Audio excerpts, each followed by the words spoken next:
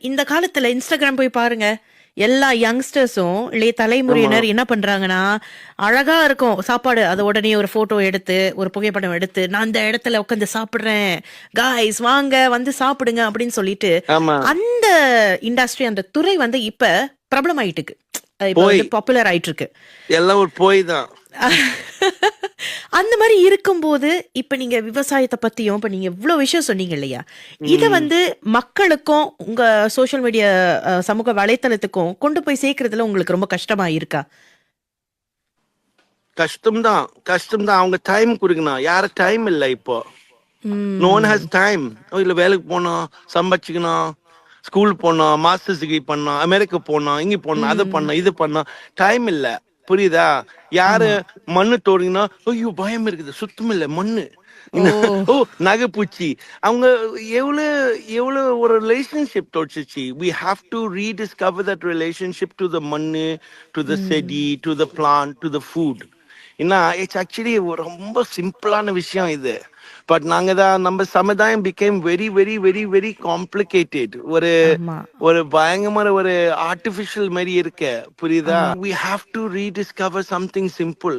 அது ம். Step by step பண்ணோம். புரியுதா? ஆமா. அப்போ ஆமா. காலேஜ்ல, ஸ்கூல்ல, ஹாஸ்பிட்டல்ல, கார்ப்பரேட் ம். ஸ்பேசஸ் என்ன லேண்ட் இருக்கு, அந்த லேண்ட்ல ஏதோ ஒரு fruit trees நட்டீங்கன்னா something you have to grow to eat.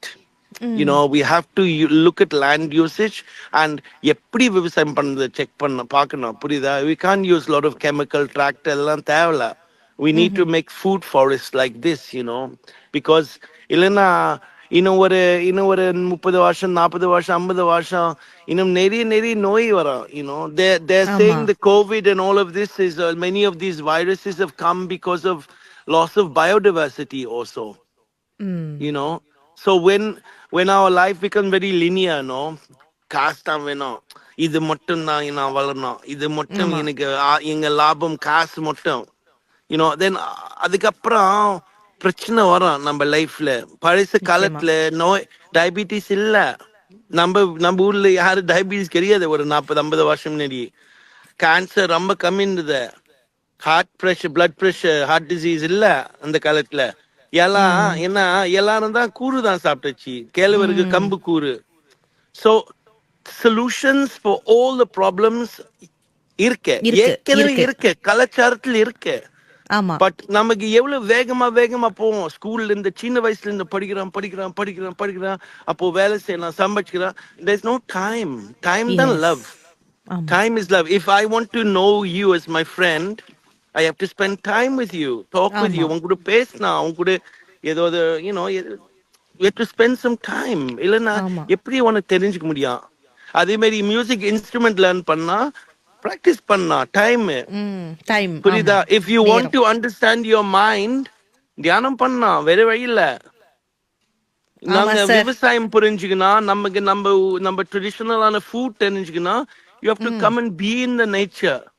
ம். புரியுதா? சும்மா ஒரு ஆமா சார். இன்ஸ்டாகிராம் ரீல் பாக்குறது பத்தாது. You have to give time. Time is ஆமா. love. Time is currency. Time தான் லாபம். வாவ்! இது வந்து முதல் முறையா நேரடியாக நான் கேட்கிறேன் சார்.